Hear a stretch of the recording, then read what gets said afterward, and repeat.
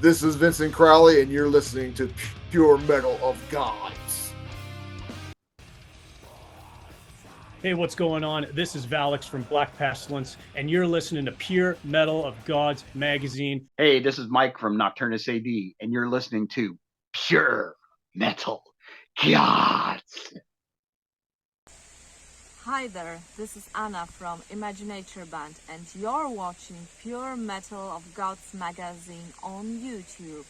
Max Cavalera here, man, sending you good metal vibes. Good luck with your podcast.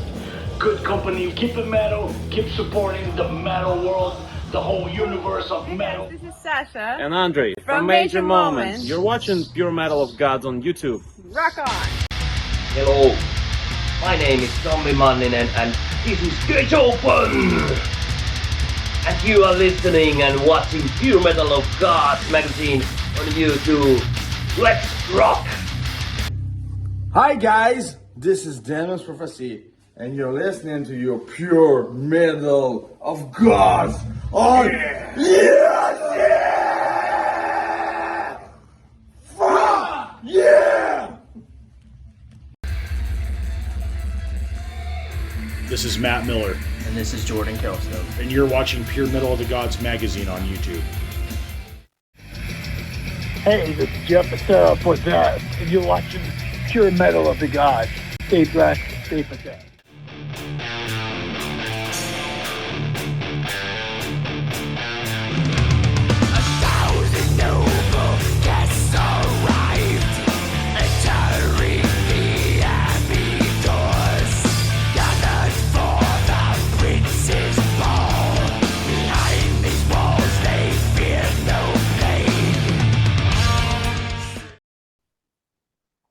This is Pure Metal of Gods. I'm Den Cartwright, your host, and I'm with Vincent Crowley from the Vincent Crowley Band.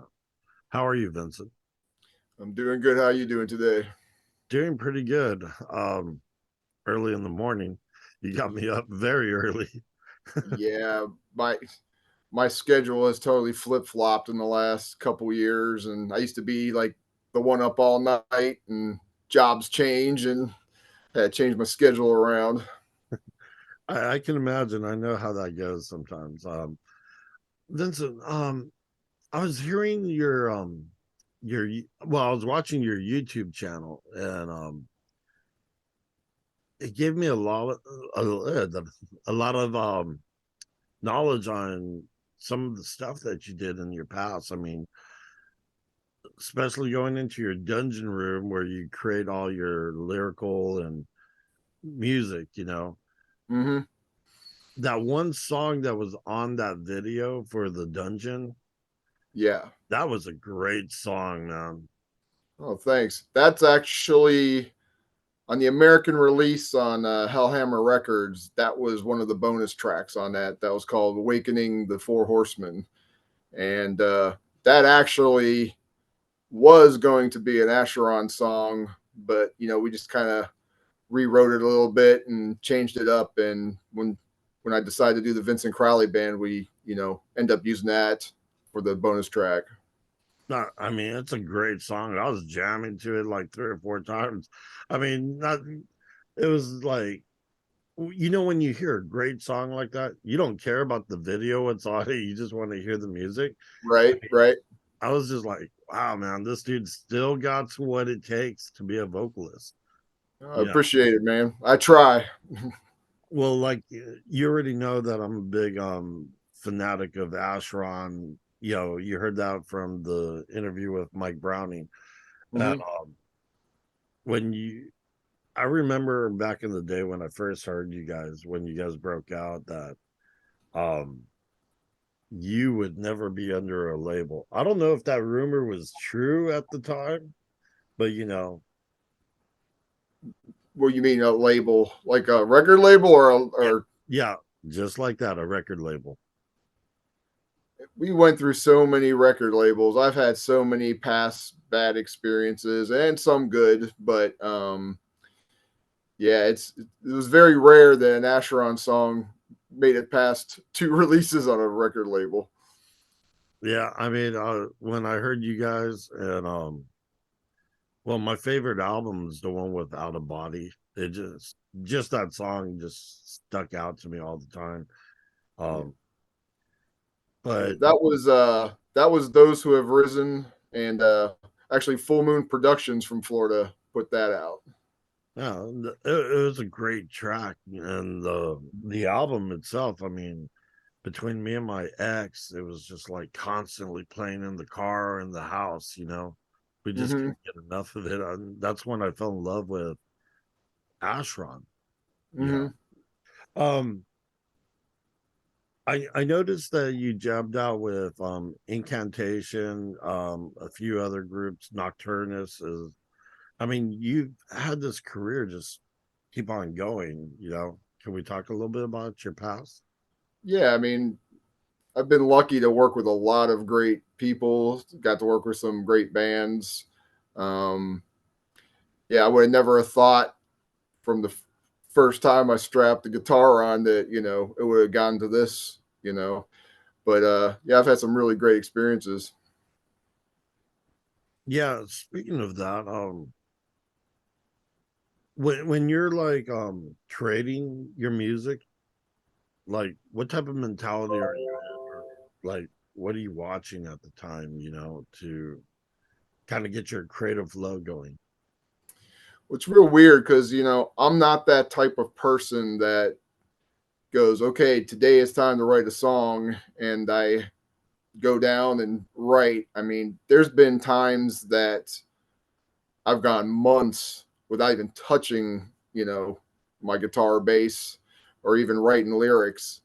But when that motivation comes, it just comes out like so fast. And for the most part, I can write an album within a month when I'm in that, frame of mind.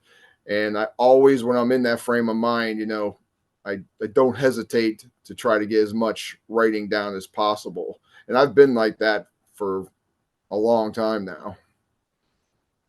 That's cool.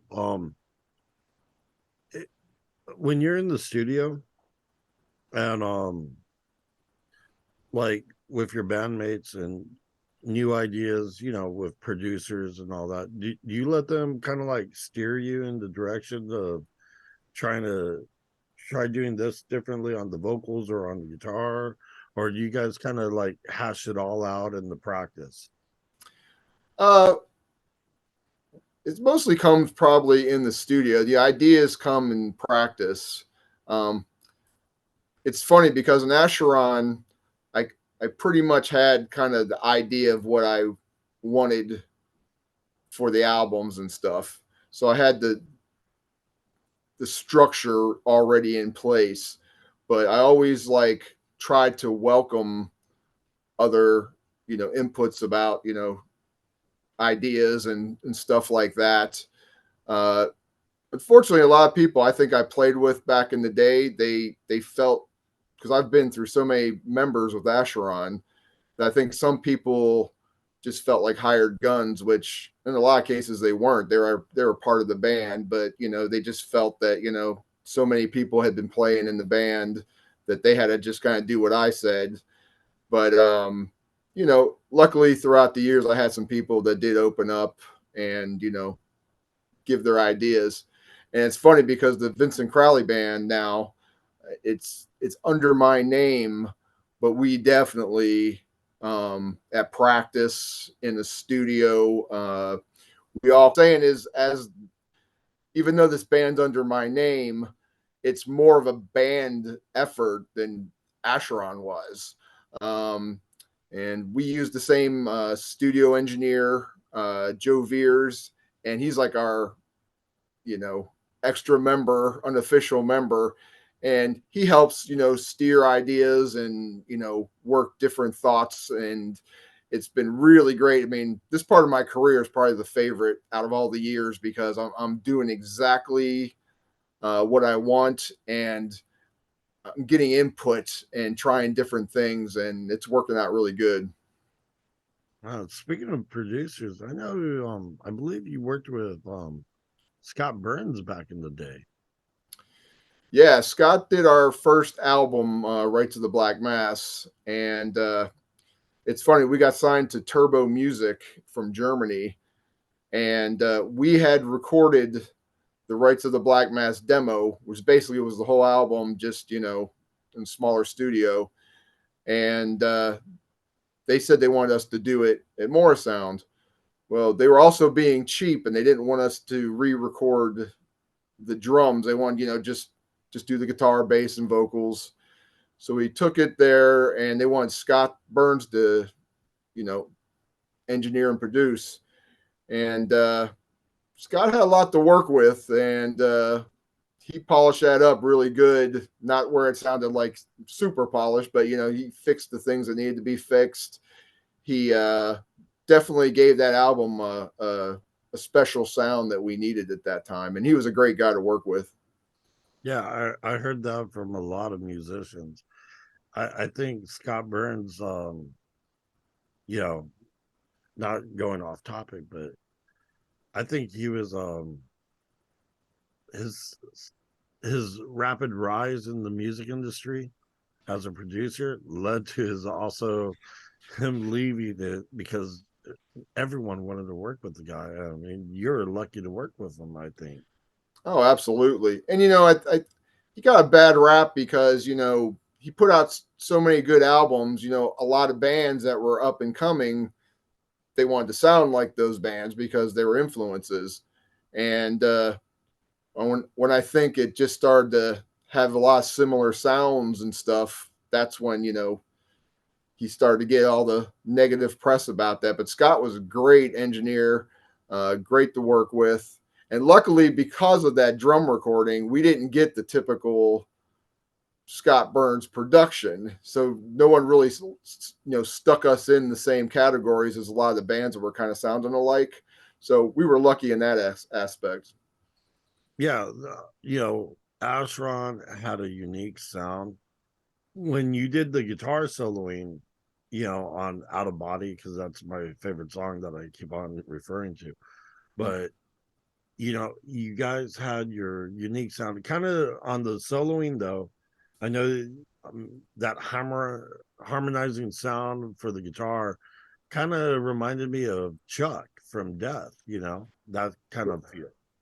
Yeah, well, Michael Estes, he played guitar, or lead guitar on that, and he joined the band in around 95, and his first album he was on was the Anti-God, Antichrist album. And previously, ACHERON was it was more old school as the leads and stuff. Michael had that neoclassical kind of influence, and he really added a different vibe to the band. And he was an amazing guitarist. And unfortunately, we lost him, a few years back. But he was definitely a talent and brought ACHERON into another era of the band when he joined. Yeah, I mean, I listened to the previous stuff, and then when he joined, it was. I think that's the magic right there that really made me become a fan from that album. And not to take away from anything else that you've done, but I mean, that one was just a solid album, I thought. You know what I mean? Yeah, well, everything, to me, it's like, it kind of, your albums define kind of where you're at too. Our first album, I wrote a lot of that music. Even the second ACHERON album, me and Mike did most of those songs in Nocturnus, and when Mike joined ACHERON, we brought those songs back. So you're talking about songs I wrote in high school and right after high school when I was young and influenced by bands like Venom and Celtic Frost, Bathory, Sodom. So it wasn't like any new stuff was seeping through for influence. But I did enjoy a lot of bands that were doing that neoclassical guitar work. Obituary did it, Death, obviously. Chuck had his own little style, but he was a shredder, and I think as time passed, I wanted to include that within the music, and I think it worked really well. Yeah, it did. I noticed you were in another group, Wolves. I'm trying to remember the WOLFEN Society. Yeah. Yeah. Let's talk about that a little bit. I was like checking out a few songs, and it was like pretty interesting. How did that come about? Well, I had been, I had first, when I moved from Tampa to Columbus, Ohio, um, Kyle Severin from Incantation was living there at the time. And we started to hang out and talked about just, playing, jamming together, see how things go. And that's how kind of WOLFEN Society started up. I was friends with Lord Araman from Dark Funeral, and there's an industrial kind of band called the Electric Hellfire Club at the time too, and I was friends with them. So Richter and Thomas from that band and Araman, we all decided just to do this project together, and we only did one EP, but it was definitely interesting the time we did it with together. Yeah, it sounded different. It didn't remind me of like anybody. It was just like completely on its own merits. You know what I mean? Yeah, it was supposed to be like a misanthropic war kind of attitude, and having different influences. Airman like having the black metal. Kyle and I the death metal. The Hellfire guys doing the electronic kind of stuff. It kind of put like everything into a bowl and mixed it up, and it was interesting for sure. Let me ask you a question. Out of all the groups that you've worked with, which one was your favorite group to be a part of at that time?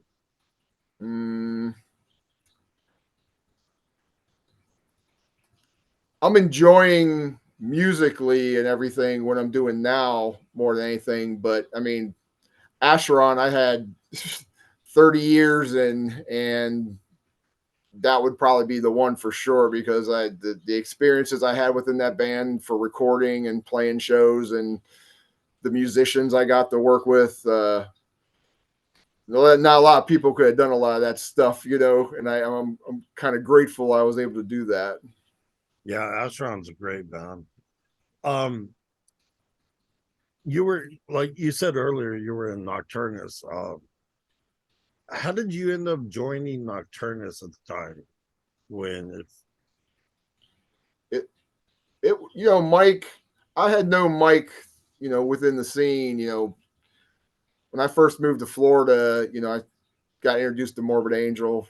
Actually Ben from Nasty Savage took me to the first kind of Florida underground show with them. It was like Morbid Angel and Massacre in Brandon, and I was hooked. From then, and I started to talk to Mike once in a while at the shows, and Mike actually happened to see a band I used to be in called Entity, and when he came to the show, I got his phone number, and he was telling me that all that stuff with Morbid and Incubus had been falling through, and he said that him and Richard Bateman were working on a new project called Nocturnus, and they wanted to know if I wanted to try out.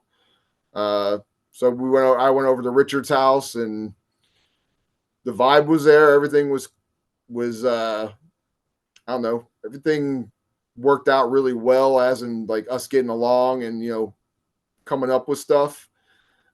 They were 100 times better musicians than I was at that time. I was I was just starting out. I hadn't really done anything. Mike already had done an album and a real demo, and Richard had toured with Agent Steel. So to me, I felt lucky to get accepted, and we only did it for a year or so, but I learned so much in that time frame. It was amazing. I can imagine just being with these peers, them having the experience, and you just being that young and green back then, because that's what it was. But you learned so much from them. Yeah, for sure. I mean, I remember at that time I had I even had shitty equipment. It was just like everything, and I was surprised they even gave me a chance. And we did a lot of stuff. I mean, when I joined them, did my first studio recording, we did at some guy's home studio. We did the first Nocturnus demo.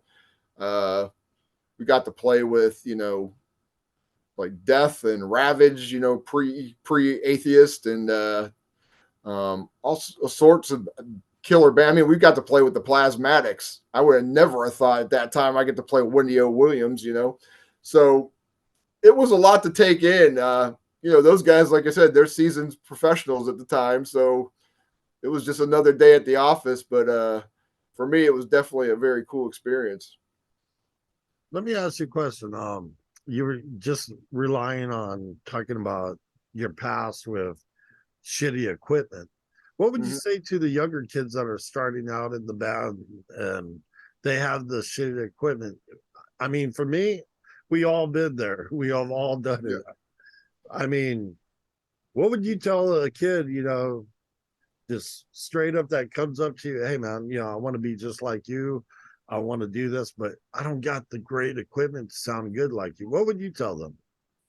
I would tell them it doesn't matter, if you have to work a shitty job, if you have to, whatever it takes to get you to a point where you can get it, starting out, it shouldn't matter. I think especially if you're playing with other people that are hungry, you try to work your way up. And if you have the energy and the will, nothing should stop you. And equipment is important, but when you're starting out, it's all about what's in your heart, and what you want to do. And I would just say, if you want it bad enough, you got to work hard to, get that stuff you need. I remember back in the day, someone told me, oh man, dude, look at your equipment and look at our equipment. And I'm all, yeah, but I got all this equipment after I made my first demo and my first album. That comes later, but he's all, but there's no comparison on sound. And I'm all, it has nothing to do with the sound. It has to do with writing great riffs and adjusting your equipment. If you know how to work your amps and mixing board, are you still there? Yeah. Okay. Yeah. And if you know how to work your equipment and mixing boards, you're going to sound just as good as the next high level on a cheap equipment. You just got to know how to work your equipment. Yeah. And back in the day, we had to rely on that equipment, like in the studio or the magic of the engineer.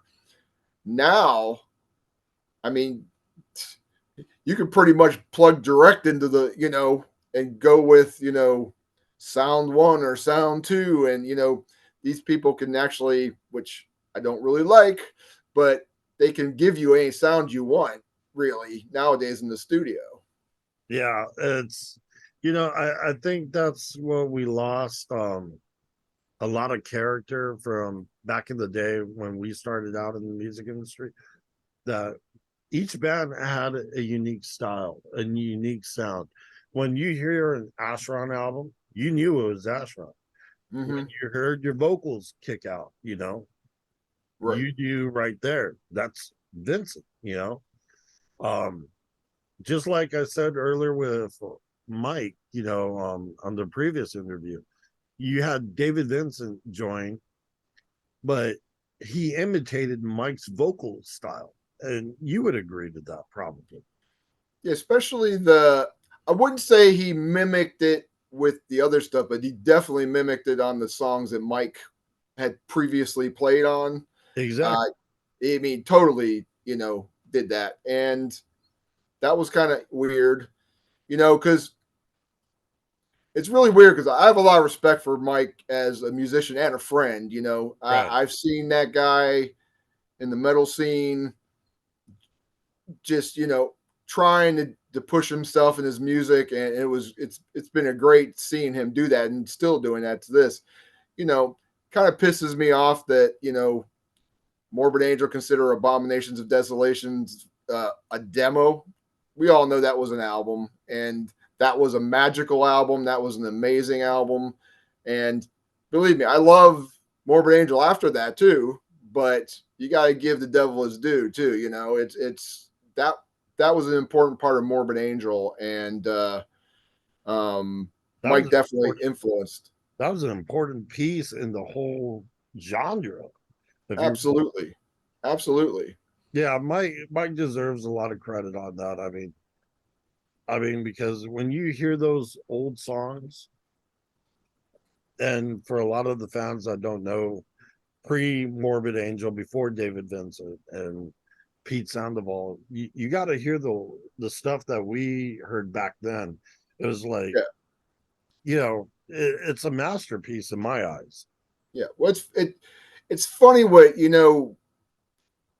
got labeled death metal back in the early days.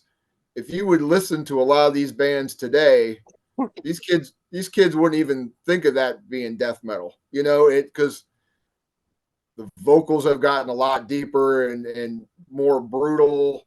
And I'm not saying better. I'm just saying that it's more extreme. And back then, we were kind of just going from, this level to this level, and there was a lot of different sounds in the vocals and the musicianship, and unfortunately, a lot of today's stuff is kind of like cookie cutter death metals. Like everybody sounds like everybody. There's some unique bands out there, but there wasn't this like stereotype of this has to be this way to be death metal. And I think Mike's vocals are a big part of that, because think about if Mike's vocals never were heard and got Nocturnus put out today, they wouldn't put that in the death metal category. They wouldn't put, my band in the death metal category either. It's a whole different world now. Let me ask you a question. Going back to your earlier years, what were your I guess your struggles as being in a band, coping every day on tour? This is the time, especially being away from your family, where cell phones weren't even really a thing yet. You know what I mean? Right. Well, ACHERON really never did massive tours. We just did shows periodically, or we do like mini tours. So I never had that issue.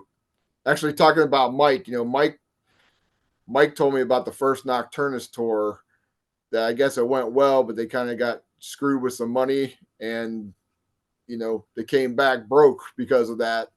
And after that, hearing that story, I was like, I never want to, come back home and you end up, losing your place or your car or, anything like that. So I was very selective. I just made time for, everything I had to do. I still tried to be responsible and do the family life or the, work and stuff like that. But I definitely balanced things out, which made things a lot easier for me. But it did happen. You had promoters ripping off bands all over the United States, and oh yeah, I mean, if I was doing this for money, I would have been out fucking long time ago. I mean, to this day, you can make some money, but it's not like life changing. And I mean, some bands can do it and get can make a living at it, but they also replace having a steady lifestyle at home, or it's kind of chaotic and stuff, and it's a hard ride no matter where what time it is right now, when it comes to making music and playing it. Yeah, a lot of other, well, you see it with all the musicians today. You see them in multiple bands just trying to, because they don't want to get a 9-to-5 regular job, so right.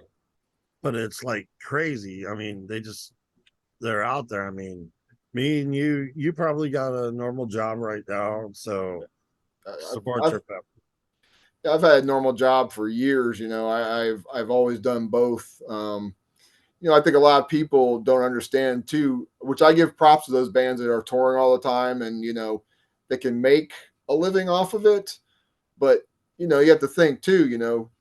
These are people that don't have insurance unless they buy it on their own. There's like stuff like that in the real world that, people don't kind of think about, that, musicians don't get from a record label and stuff like that, Well, it's like Stephen Grimmett when he went to South America, and he got an infection in his toe from his diabetes, and look at what happened to him. Right. Right. You know, a lot of people don't know the whole situation of being a working group, the lifestyle, what you need to travel, like what you were saying, insurance and all that. That's on you. Oh, absolutely. Absolutely. And you know, if you're trying to, if you do want to have a place of your own, if you want to have stuff, you have to work. And you know, I love creating music, but it never made me want to not, you know, have a home and do my own thing too, you know.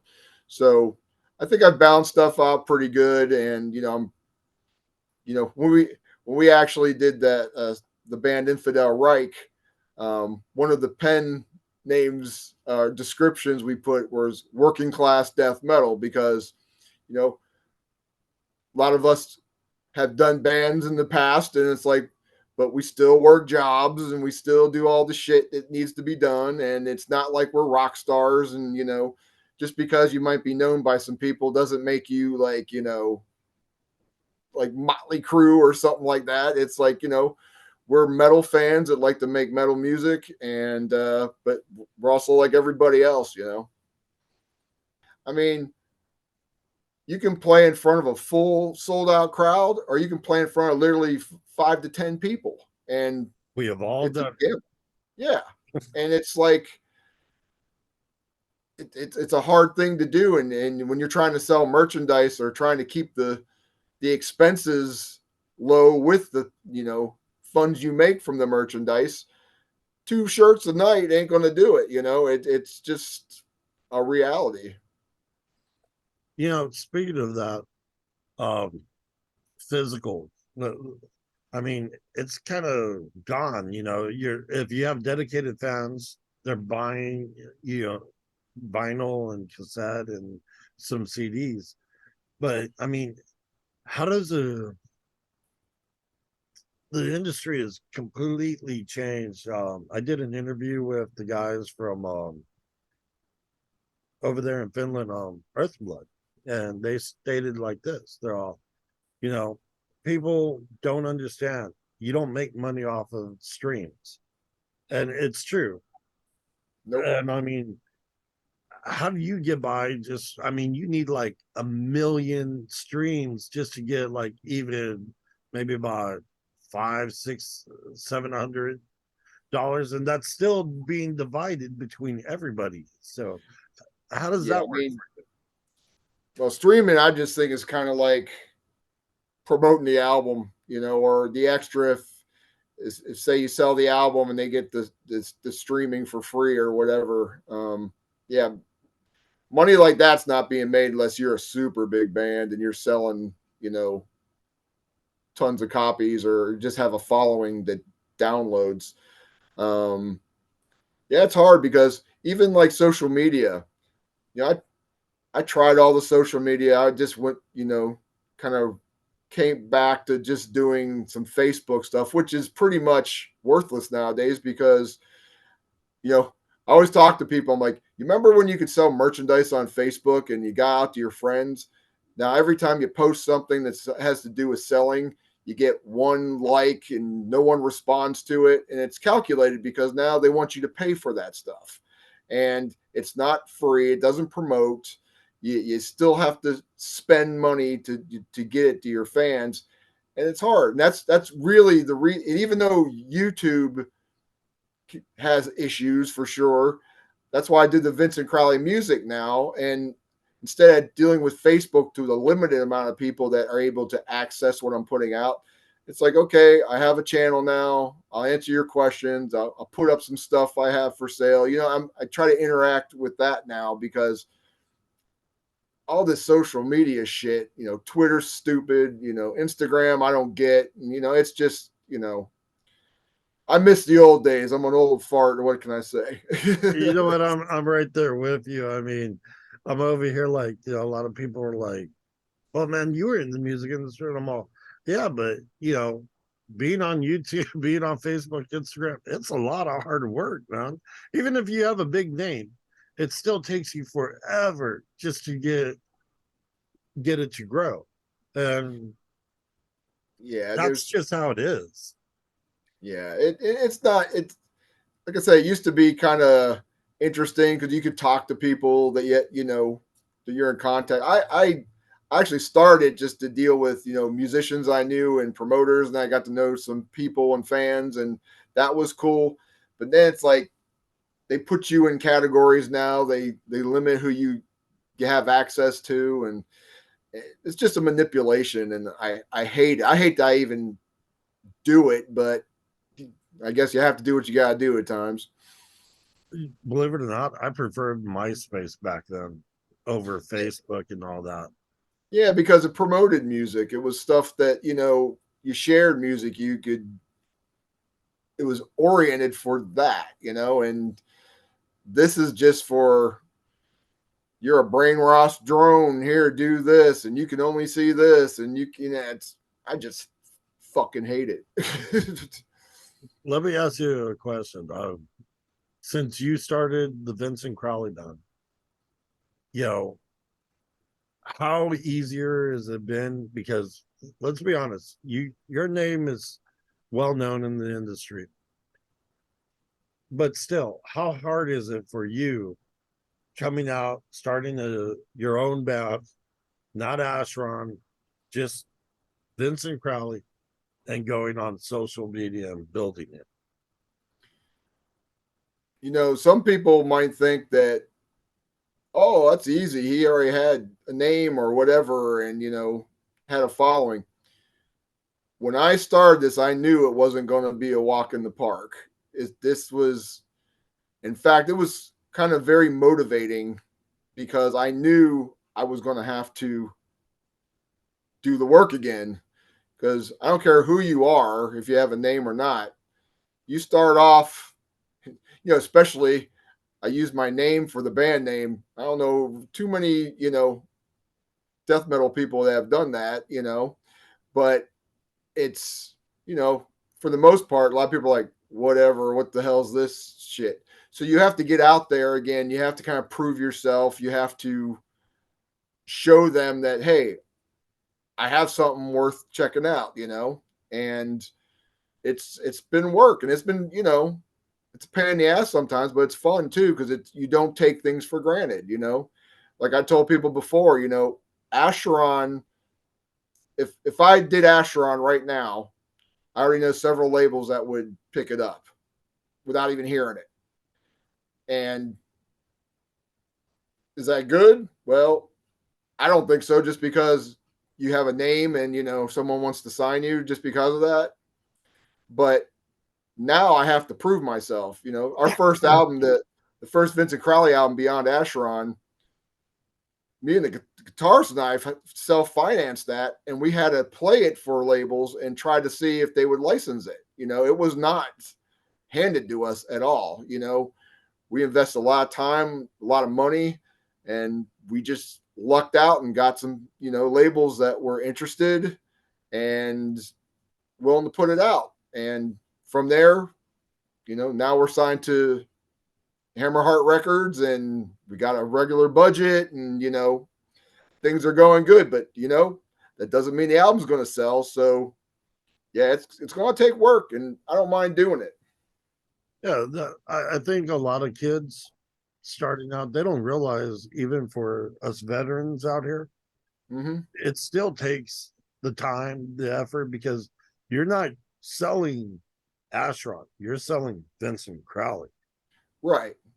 And it's a whole different, you have different, I've done different bands. It's different fan bases. It's different people, just because I have a person that might like ACHERON doesn't mean they'll like INFIDEL REICH. Someone that likes INFIDEL REICH might not like Vincent Crowley. Someone who likes Vincent Crowley might not like WOLFEN SOCIETY. It's not like your name on something gives you the stamp of approval. You have to, everything you do, you pretty much have to prove.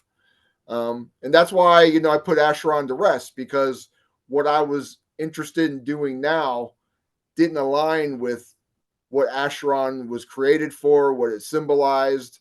And I didn't want to ride the coattails just to sell albums. I look at it this way: this either sails or floats. I'm willing to take the risk, and I'm just glad to be making the music. Let me ask you a question. Do you think in today's age with record labels, I'm not saying your record label, but just in general, they're not back then it was an investment on them with any band that they were signing. And it seems like in today's age, they don't want to take that investment, and give them a decent budget and stuff like that. Would you agree to that? Oh, you're definitely correct. I mean, it's you have to think too. I believe I think it was Leprosy. Someone had told me that Chuck and Death got like $60,000 to record their album. Now, if you said $60,000 today, they would just laugh in your face if you wanted that. You know what I mean? It's Morbid got like what 100,000, some crazy a price. Now you guys have studios. I mean, there's no reason that you can't do a killer. Now I'm talking if you get engineer and all for like well under 10 grand easy, and for the most part there's studios you can do it for under $3,000 at places, especially with Pro Tools at home and stuff like that. So yeah, they don't really want to invest in a lot because they know it's possible to not have to pay that amount. Luckily, I've always said that when the time comes I can't go to a real studio and work with a real engineer, I'm not really interested in doing stuff, Even when I do projects out like Infidel Reich, all the musicians are in Holland and I'm over in the States. I still go to a studio and record the vocals. I don't just do it at my house. And, I want to get that vibe that, okay, it's time to go to work. It's you get motivated. And, it does give you another feel when you're recording. Well, let's speaking of that, I mean, you know how to record. I mean, you've done it now for many years. I mean, if you went out and bought yourself your home studio, I'm not sure if you have one, but I mean, to lay down demos or whatever, you could possibly get away with it because you have the knowledge how to track and what you want to do on vocals or on guitar work. Am I right? For me, technology, I am the dunce. I suck at it. I try not to use it. Our guitarists have some guitar recording things that they have at their house. I personally couldn't do it. I mean, I know what to express in the studio to an engineer, but as the capabilities to do, I couldn't. But yeah, there's a lot of people that can do that. And some people are very comfortable recording at home, which is fine. But I myself just say that, I kind of like when I go to a studio, it feels like it's time for battle. It's a special time that I don't have any other time. And I can go there in the place that I need to do my work at. Yeah, I miss those days back in the days when it was on tape and you would do like, oh God. I remember on one song I did 16 hours on guitar and vocals. Oh, and those kids don't understand the old analog days. Those were like the cross your fingers and punch in and hope you make a good punch. And if not, 12 takes later, you might get it. But I think that's what back in the day, like me and you, when we recorded, and you really had to prepare and practice with your band before you went in the studio because of the budget, Oh, absolutely. Like, it's funny because I've always worked with a lot of talented musicians, but, for the most part, I did in the first, 80s and the 90s with ACHERON. For the most part, on all the albums, I recorded bass, rhythm, guitar, and vocals. I did I did the rhythms because I wrote them and I was tighter with that.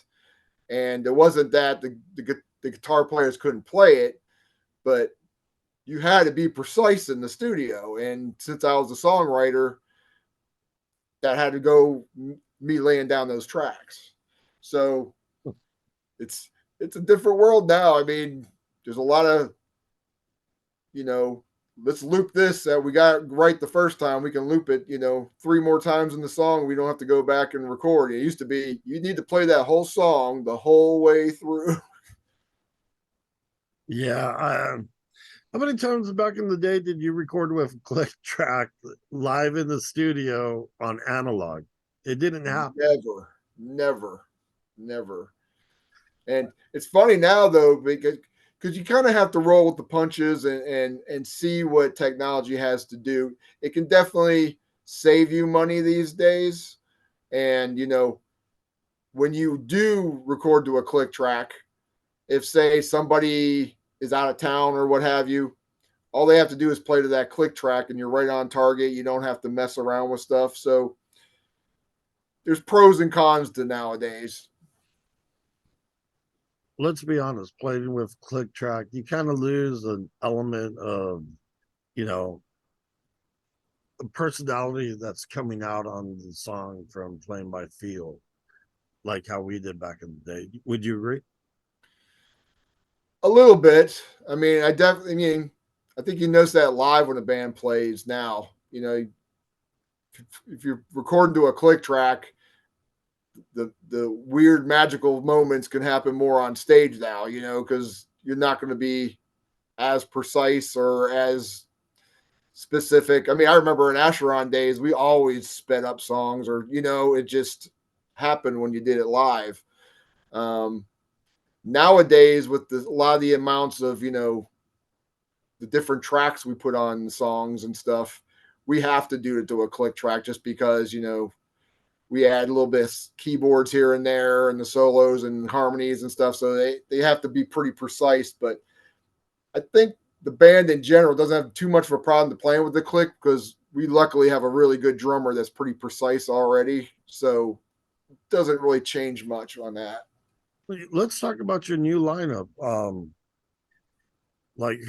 How did you get these guys to be a part of your project?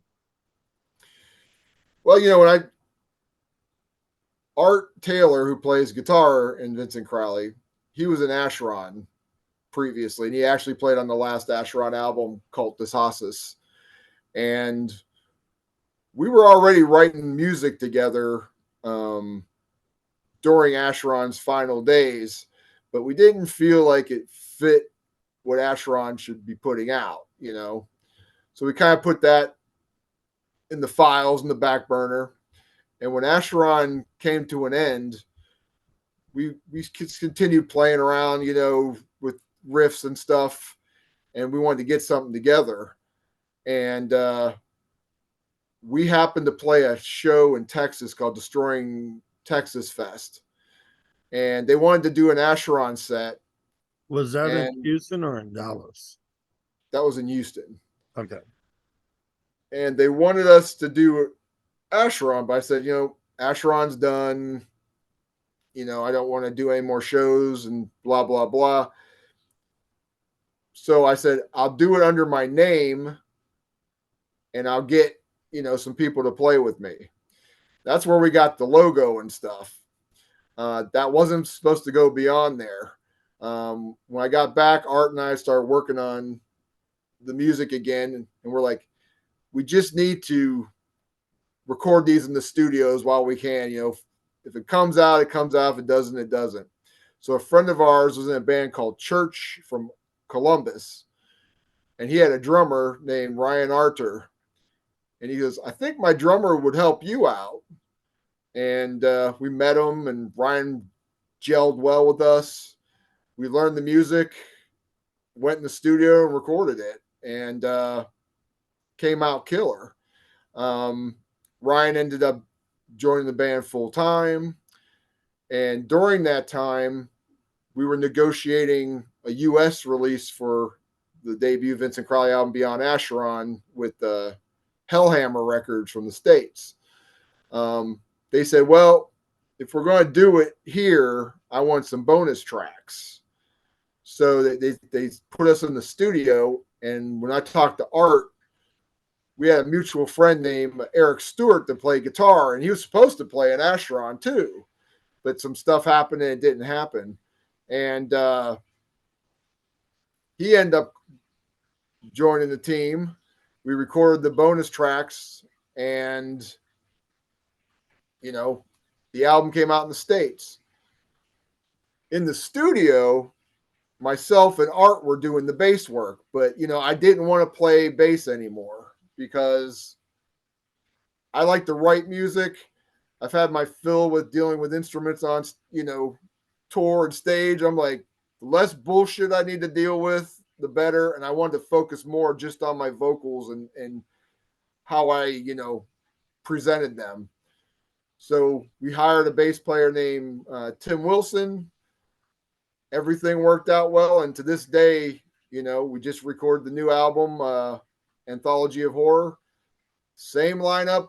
Nobody's gotten kicked out of the band. No one's left the band. We've only just added those two people, and things are working great. And for once, I've gone a year without changing a member.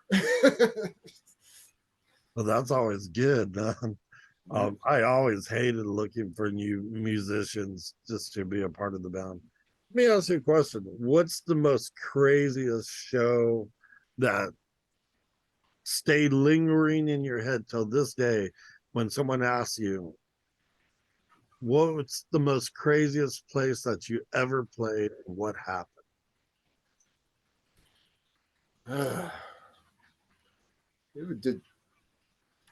I think probably the craziest, it was actually in Ybor City at the old Masquerade.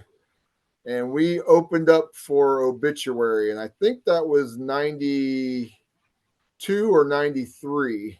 I can't recall.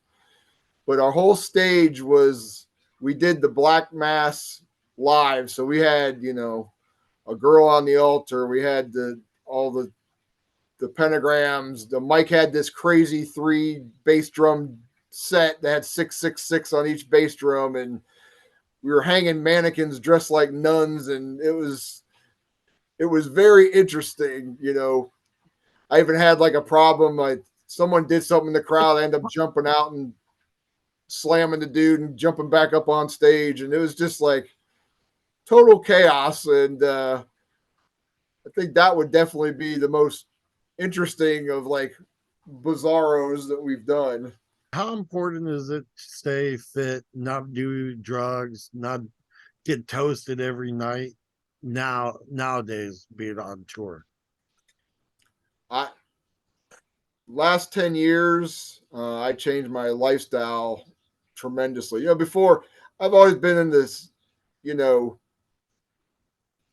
sports and stuff like that and working out, but I never cared about what I ate and never cared about, drinking too much. I did whatever I wanted, and it showed, and 10 years ago, I pretty much decided not to drink anymore, not to pretty much do anything negative. I'll have a beer here and there, but I never get drunk anymore. Watch what I eat, exercise all the time. I try to keep myself fit, just like an older fighter. It's like, if you're going to come up against this new kid, you better be able to step up and, throw some blows. And, I think right now I feel top of my game, and, bring on the new kids on the block. You know what I mean? It's like the old school's still here, and we're still ready to swing, Speaking of that, you've been around for a long time, and these younger bands that are coming out, how many of them would you let open act for you guys in whatever city, or take them out on the road? I mean, do you guys do that? Like I said, we really don't, especially now. We're looking to be the opening acts now. It's the headlining stuff is definitely not in the present right now. We got to kind of prove ourselves. So we're kind of like in the same boat. But, you know, if ACHERON were around, you know, we have no problems with like, you know, bands we like and, you know, newer bands to support them. I try to support new bands. I mean, I can't lie. I don't listen to many just because, you know, I'm very nostalgic with my music, especially these days. And, you know, I'm still listening to Merciful Fate all the time and Deicide. I'm right there with you, man. I mean, some of the newer music, I mean, there's some good bands out there Absolutely. that I do listen to. And EarthBlood is one of them from Finland. Gates Open. But it's like they got to stay in that era that we grew up in. You know what I mean? Yeah, I mean, I think too, it's like, especially the older I got, it's, you know, I tend to even listen to more like, you know, Iron Maiden and Judas Priest and, you know, even the older stuff too, a lot, Motorhead. It, I don't know, it brings you back to a time. And I think it kind of like refocuses how you were when you started out too. You know, I don't want to really listen to a bunch of new bands and try to get stuck and get influenced by those new formulas. And, you know, oh man, some of these new kids come out with the craziest guitar tones. Oh. I mean, look at Nino Beckencourt. I mean, did you hear that solo that he did? No. Oh, dude, if you get a chance, go check it out. I mean, he's doing some crazy stuff on that guitar. I'm like mouth dropping. I'm like, not even Eddie Van Halen could do that. Right. I mean, he's very impressive on it, though. Yeah, no, there's a lot of talented people out there and a lot of talented bands. It's just not the direction I'm really, you know, in, and I don't follow it that much. You know, if people turn me on to it and say, "Hey, check this out," I usually check it out. And there's a lot of bands like that. I've had, you know, fans like send me, "Oh, hey, check out my friend's band," and there's some good stuff. There's some generic stuff, just like every other band, you know, and no, there's definitely hope for a future metal scene. It's just that, you know, you got to stick to their guns, you know.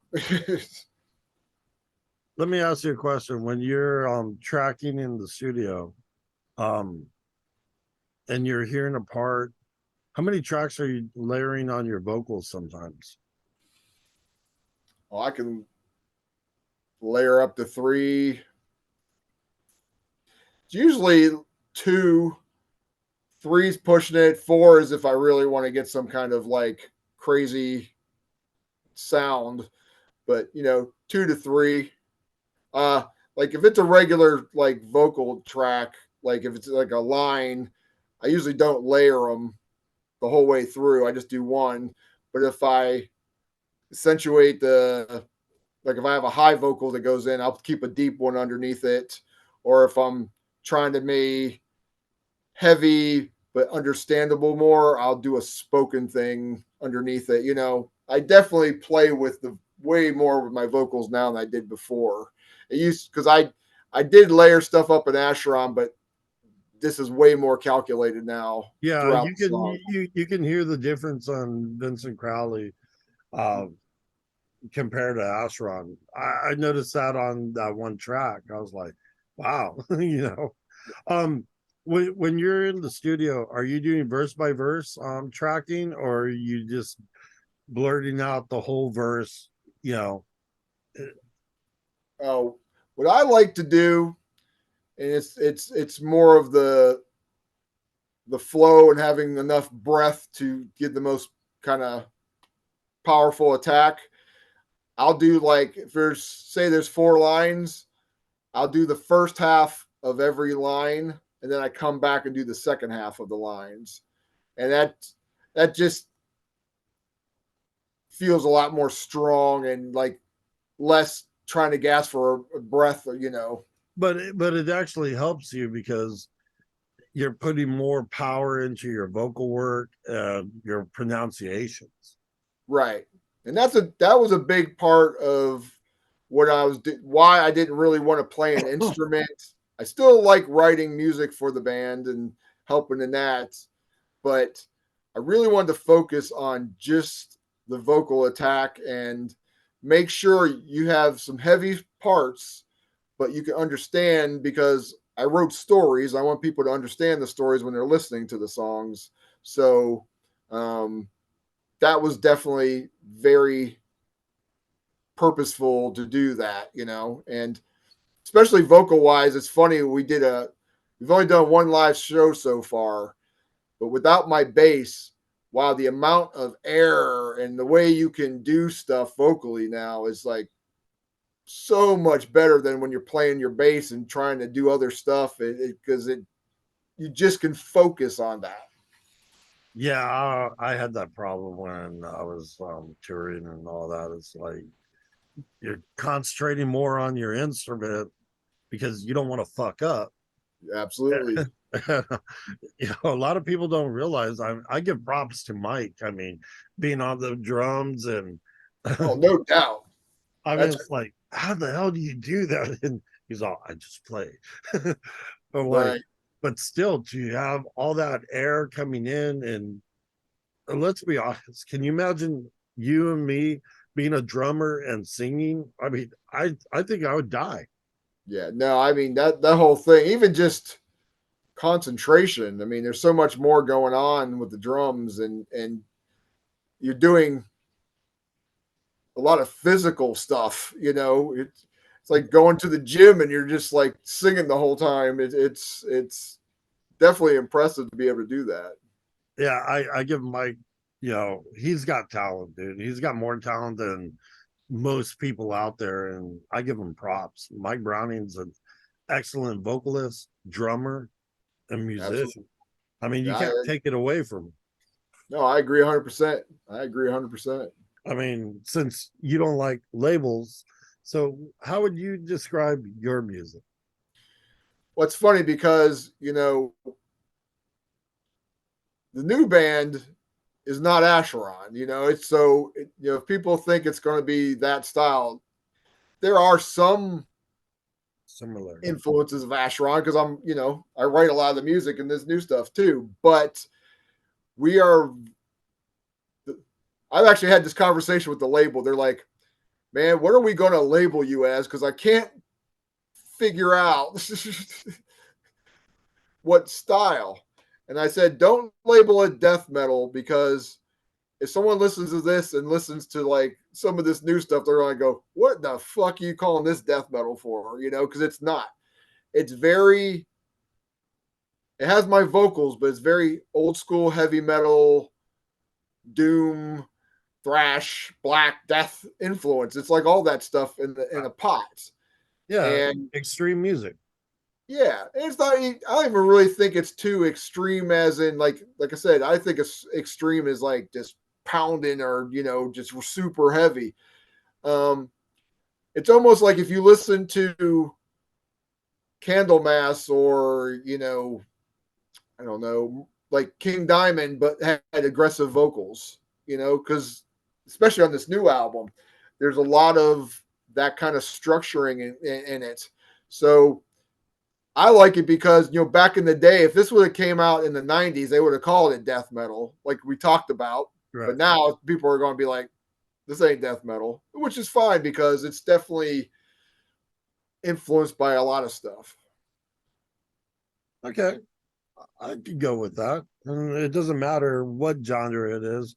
It's great music. That's all that matters. Yeah, it's I think a lot of different type of people could kind of ingest it easy, just because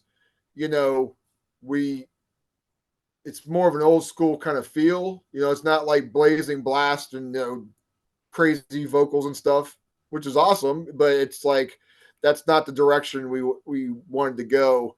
And especially with my vocals, even my vocals, I really try to pronunciate the words so you understand what I'm saying, because like King Diamond, I want to be a storyteller and have people be able to understand while they're going through the experience of the song.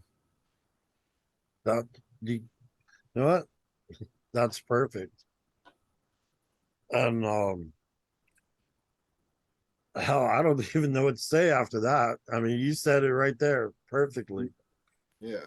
It's all a matter of just people giving it a chance and giving it a listen, Not going to guarantee you're going to like it, but if you like some of the other stuff I've done, you might. If you don't, you still might. It's All right. okay. Have you thought about working with James Murphy on production work on your next album? Well, actually, when Acheron was still when Acheron was doing our last album, I actually was talking to James about recording with him. It was just location wise and all this stuff. We ended up recording it in a guy's home studio, which that was a weird experience, like I mentioned before, but we got it done. But we ended up working with Dan Swano for the mix and the mastering in Sweden. Yeah, James does some good stuff. Just the place we record now is a local place. The guy's on the same wavelength. The guy's like almost like another member of the band. We actually rehearse at his rehearsal place. You know what I mean? So it's like family now. So we're not really looking to go anywhere else for that. No, that's cool. But everything's staying in Columbus, right? Yeah. And it's been a really good experience. I mean, if I would have known about this studio back in the early 2000s, I wouldn't have had to take long trips to Cleveland and record at Mars Studio. It is what it is. You learn when you get, as you go, lifetimes go by. So it's all good right now. You said you were going with the story theme, right? Right. So what is this album actually about? What's the concept album about? Well, appropriately, it's called Anthology of Horror. And the whole idea was, when I talked to Joe Veers, the engineer, and the stories, he was like, okay. And after we actually recorded it, he knew where I was. He goes, I totally know where you're going with this now.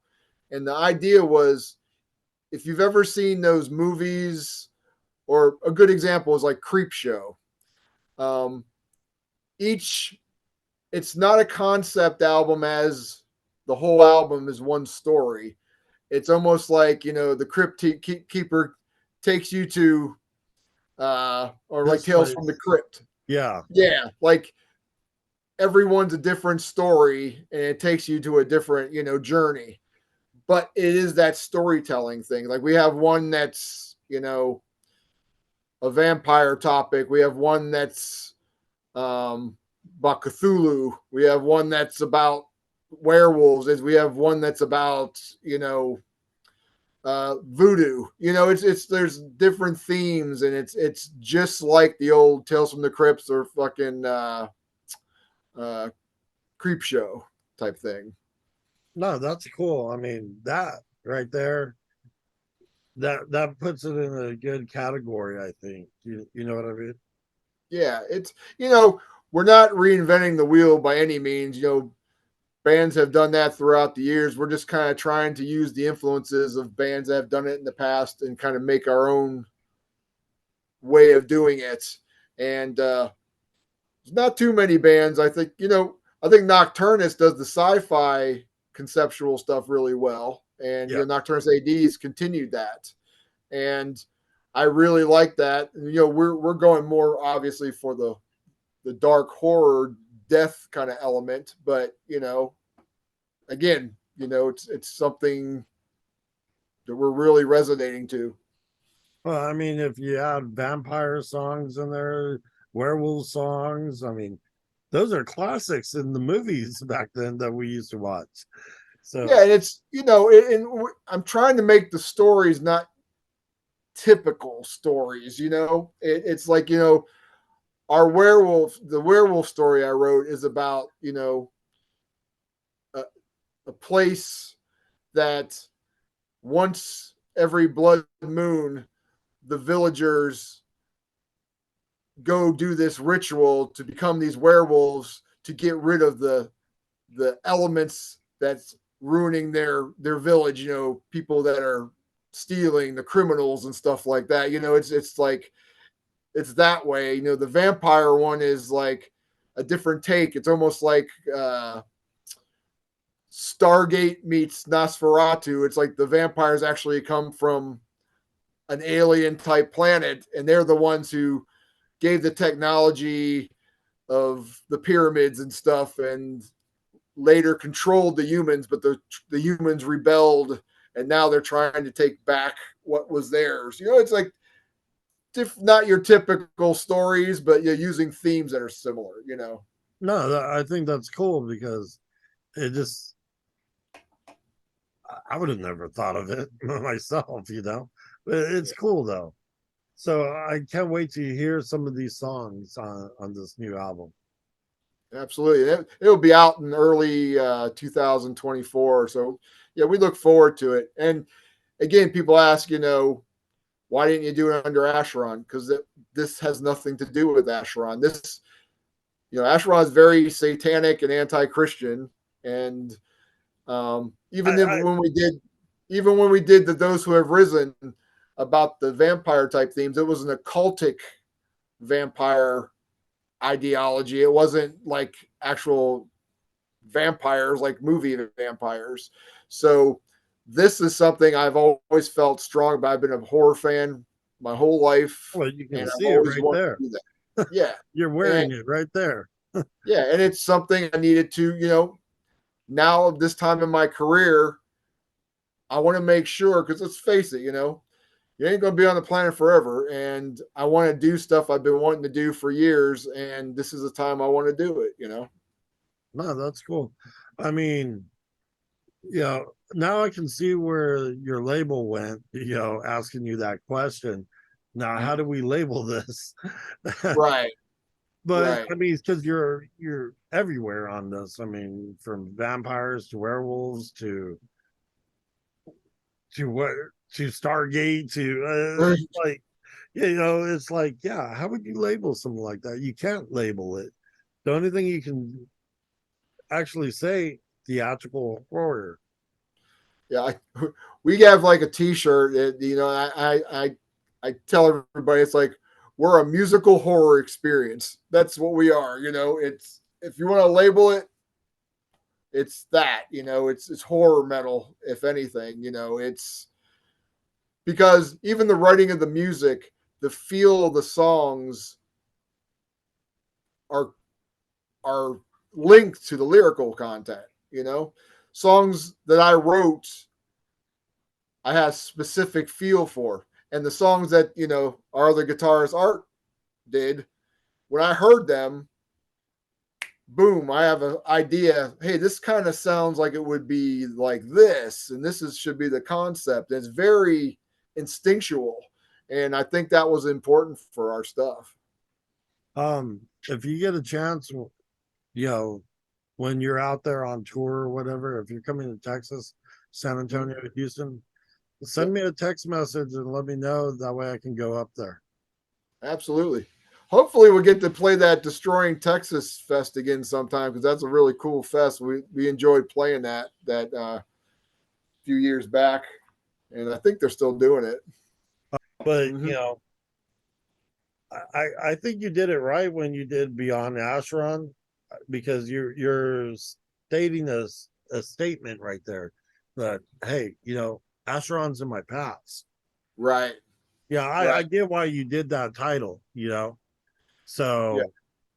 But it was very appropriate to do a song about, it's funny because throughout the whole years the Acheron was around, we never did a song about the river Acheron.